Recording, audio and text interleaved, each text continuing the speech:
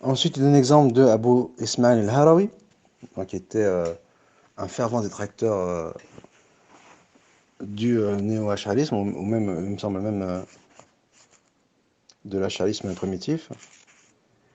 Et il ramène, donc je ne veux peut-être pas citer toutes ces citations, mais en tout cas, son propos confirme le point que nous avons cité. Donc, لم يفرقوا بين التفسير والعبارة بالألسنة. Donc ici, ils ne font pas distinction dans. Ce qu'ils condamnent dans le tafsir, c'est soit le tashbih et le kayf, ou soit le ta'wil jamid. Donc ça, j'en ai parlé. Ensuite, il ramène une parole de Mohammed ibn Hassan Shaybani. Donc à l'occasion,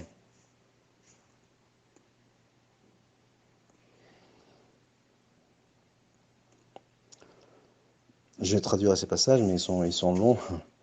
Simplement ici, il dit qu'il فمن فسر منها شيئا وقال بقول الجهم فقد خرج عما كان عليه النبي. Donc ici, il dit clairement que le tafsil al-madhmoum, que l'explication condamnable, c'est celle qui revient à interpréter les textes de façon imagée à la façon de Djamit. Il le dit noir sur blanc. Ensuite, il ramène un septième exemple avec Abdullah ibn Zubayr al-Humaydi, qui date de 2019, pardon, je suis fatigué, de 219 de l'ère égérienne. Il ramène plusieurs exemples et dit d'attributs dans les textes scripturaires. Ar-Rahman al-Arsh istawa wa man za'ama ghayra hadha fa huwa mubtil al-jahmi. Il dit quoi? Il dit la nazid fihi, il dit qu'on ramène pas de nouveaux éléments. Wa la nufassiruhu wa naqif ala ma waqaf alayhi al-Qur'an wa sunnah. Il dit wa man za'ama ghayra hadha fa huwa mubtil al-jahmi. Donc il dit que ce sont les jahmites qui vont au-delà du tafsir. Ce ne sont pas les orthodoxes à qui on attribue d'être anthropomorphisme. Et si cette accusation, d'ailleurs on a déjà parlé par le passé, mais simplement ici je traduis un certain nombre de passages qui théorisent la chose, c'est complètement anachronique de penser que l'Anufassira, il est adressé aux orthodoxes qui sont assimilés à des anthropomorphistes. C'est complètement anachronique. Et d'ailleurs, l'une des tares dans l'argumentation souvent, c'est ce genre justement d'anachronisme. Ensuite, il ramène la parole d'Abu Bakr al-Athram, Yada Rabu Qadamo, au sujet d'Al-Azhar qui pose son pied sur l'enfer. Inna lahada tafsir al-Faqr Abdullah, anzur ilayhi kama taqul Jahmiya sawa. Il dit quoi? وعند غلام فأقبل على الغلام فقال له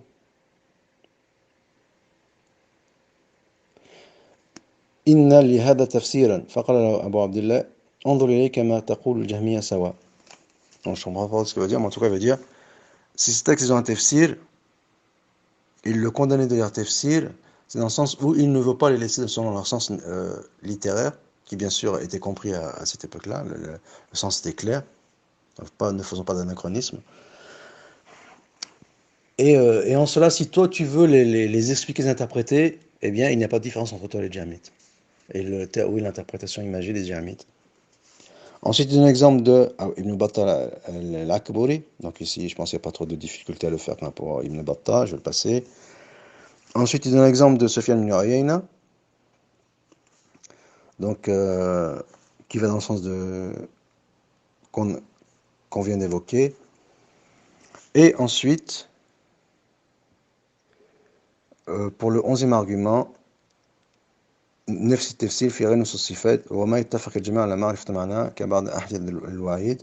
فقال الإمام أحمد هذه الأحاديث التي جاءت ثلاثة من كنا فيه فهو النفاق وهذا على التغليظ نرويها كما جاءت ولا نفسرها. Il dit il y a des textes qui sont venus, l'imam Ahmed explique qu'il y a des textes qui sont venus à des fins dissuasives. Et pour cette raison, eh bien, il ne faut pas les expliquer, puisqu'en les expliquant, on risque d'en atténuer le sens, on va les aseptiser, et ça risque d'atténuer leur portée, leur gravité aux yeux de ceux à qui on les aura expliqués. Mais ça ne veut pas dire que ces textes sont vides de sens. Ici, en l'occurrence, il parle de la menace divine, notamment ici, bon, et c'est pas la menace divine, mais ici, il parle du munafiq, de l'hypocrite. Donc le terme hypocrite n'est pas vide de sens. Aussi, ne revenez pas après mon départ, la narration qui ne revenait pas après mon départ à la mécréance. Ici, ce n'est pas vide de sens. Mais il dit, on n'en fait pas l'explication dans le sens où, pour ne pas atténuer l'impact et sa portée dans l'esprit des gens. C'est dans ce sens-là. Non pas que ces termes n'ont pas de sens. Ensuite,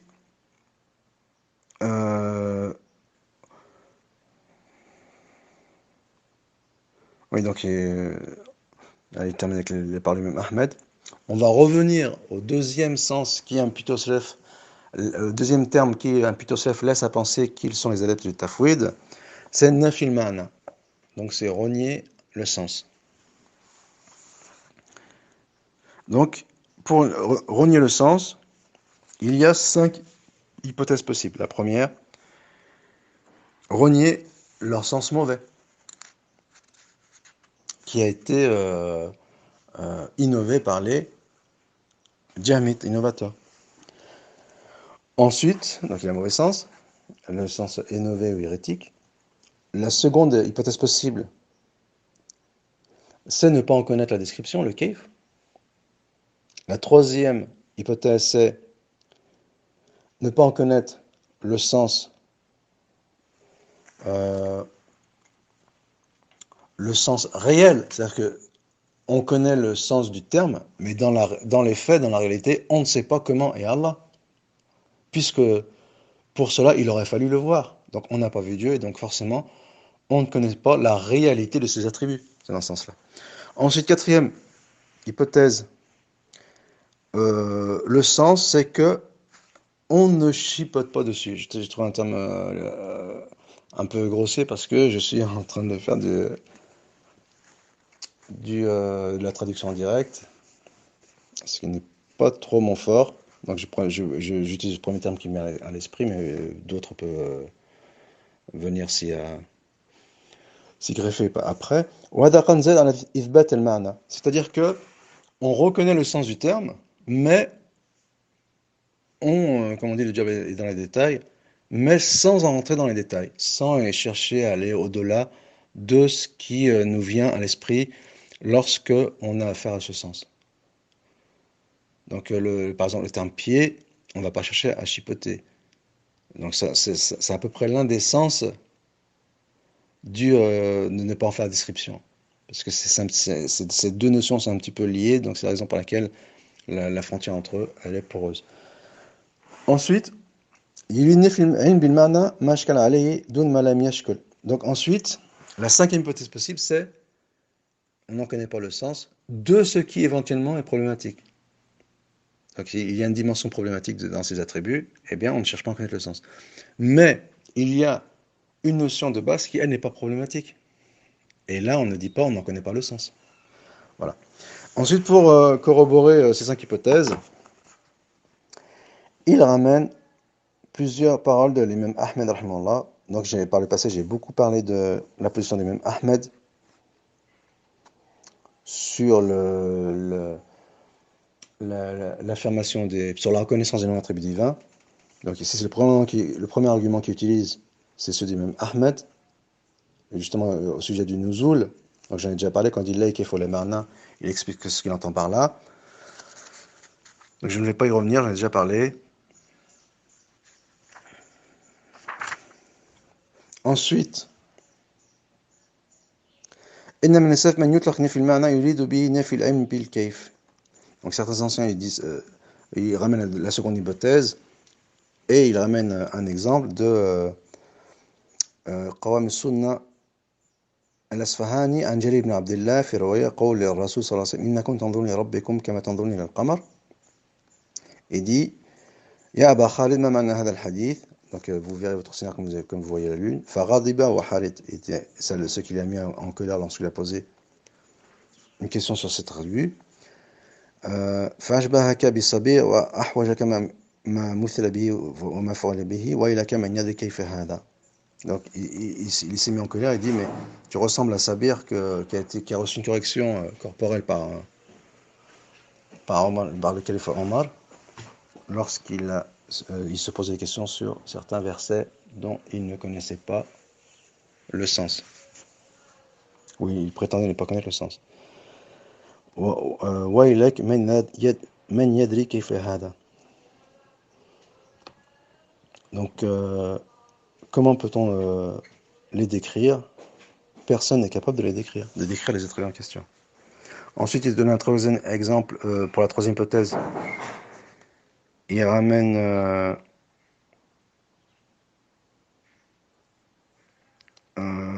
toujours cette parole de Qawm al-Asbahani. Je vais la passer. Parce qu'Ibn Shasim Taymiyyah l'explique avec des exemples à la pluie, en s'appuyant sur les versets, sur les textes scripturaires.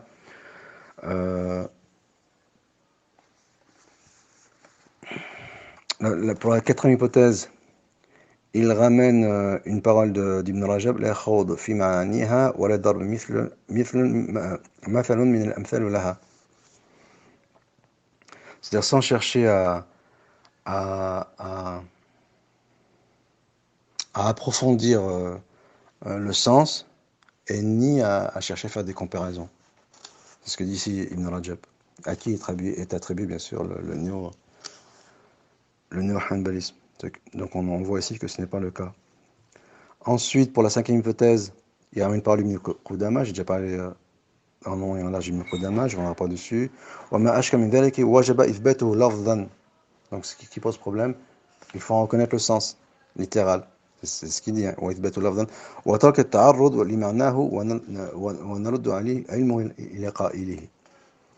Donc, on reconnaît le terme, mais sans lui en donner un sens. Donc, c'est dans le cinquième sens. On avait dit que le cinquième sens était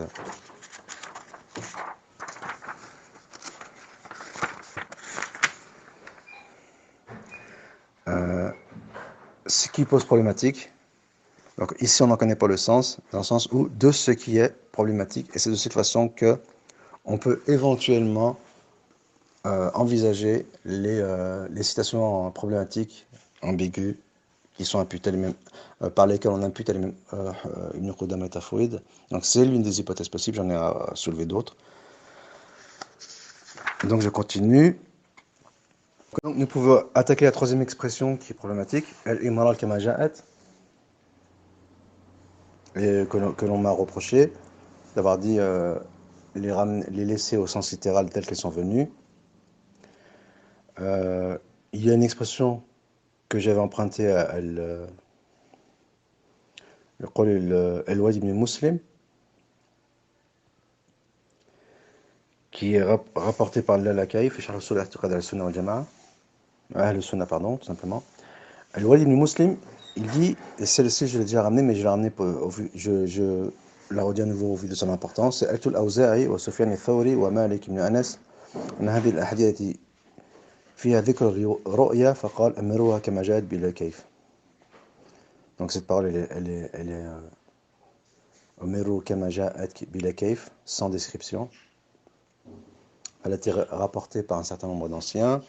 Donc الأوزاعي كان الزهري ومكحول يقولان أمروا الأحاديث كما جاءت. Un deuxième exemple, المروزي سألت أبا عبد الله محمد بن حنبل عن أحاديث الصفات قال تمروها كما جاءت. وقال المروزي, moi j'ai le Marwazi, mais il y en a qui disent Marrouzi, سألت أبا عبد الله يضع قدمه فقال تمروها كما جاءت. Donc, en réponse à cet argument, qui consisterait à dire que ces hadiths en question n'ont pas de sens, premièrement,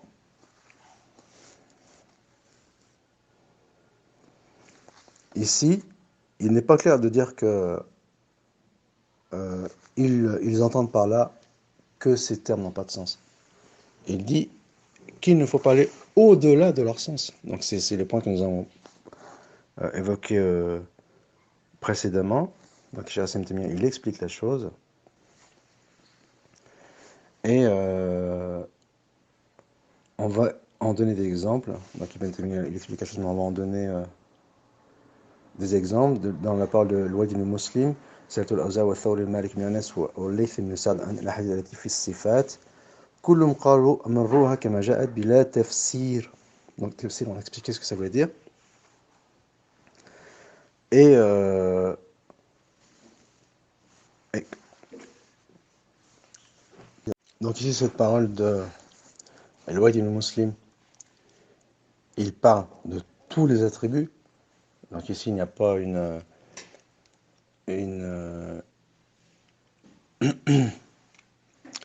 une position sélective des attributs qui nous arrangent et dans lesquels on fait rentrer le tafwid, ou dans lesquels on attribue cette citation au tafwid, et on fermerait les yeux sur cette citation pour les attributs que l'on reconnaît.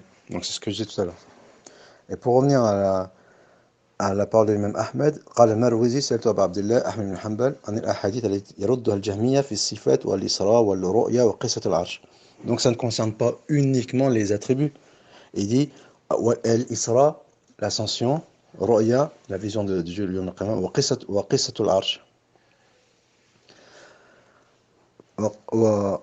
Donc l'imam Ahmed, il les a authentifiés ces hadiths, et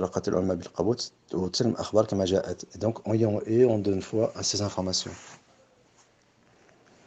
On voit bien qu'ici le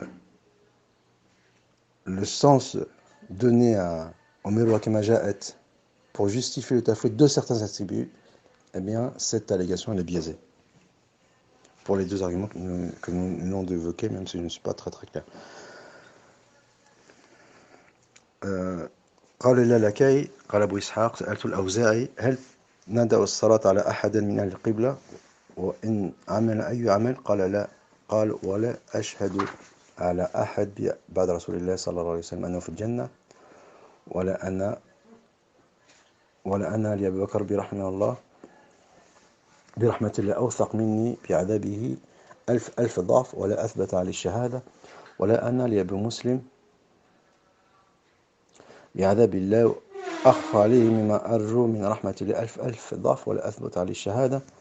وقال وقد خاف عمر من خطأ نفس النفاق قلت إنهم يقولون إن عمر لم يخاف أن يكون منافقا حتى يسأل حذيفة ولكن خاف أن يبتلى بذلك قبل أن يموت. قالوا هذا قول للبدع. قال وقد قلت للزهري حين ذكر الحديث لا يزني الزاني حين يزني وهو مؤمن أنتم تقولون فإن لم يكن مؤمنا فما هو.